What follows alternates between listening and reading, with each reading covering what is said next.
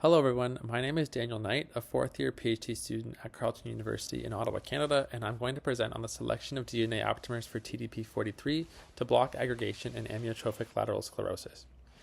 So amyotrophic lateral sclerosis, or ALS, is a devastating neurodegenerative disease characterized by the loss of motor neurons that leads to progressive paralysis and eventually death. So while there are a few genetic causes that are very well known, the underlying disease mechanisms remain largely a mystery. So one of the strongest clues we do have is a protein known as TDP43, and it's found to mislocalize and aggregate in about 97% of all ALS cases, obviously making it a relevant therapeutic target.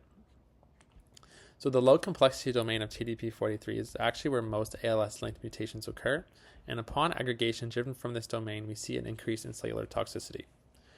So my project aims to stop this process using DNA aptamers. So these are short synthetic strands of DNA, RNA, or other nucleic acids that can fold into unique 3D shapes and bind proteins with high specificity. So by selecting aptamers that bind to the low complexity domain, we hope to block toxic aggregation while still allowing TDP43 to carry out its endogenous RNA binding and its regular cellular functions. We began by first establishing the kinetics of the low complexity domain aggregation using thioflavin T fluorescence assays and TEM.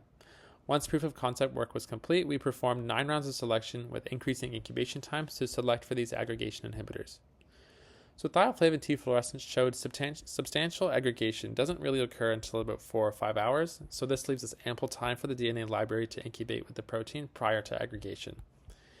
Agarose gel electrophoresis also confirmed differences in electrophoretic mobility between the unbound protein, unbound DNA, and its respective complex. So this allowed us to use native gel electrophoresis for the selection itself.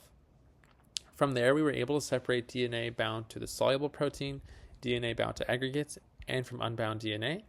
And by round 8, we actually saw a complete disappearance of sequences binding to any aggregates, which suggested that our aptamer pools may indeed be preventing aggregation.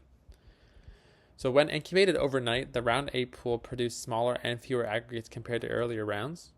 And we also saw a higher proportion of sequences binding the soluble fraction of the low complexity domain compared to aggregates, which both support the idea that we are enriching our pools and aggregation inhibitors.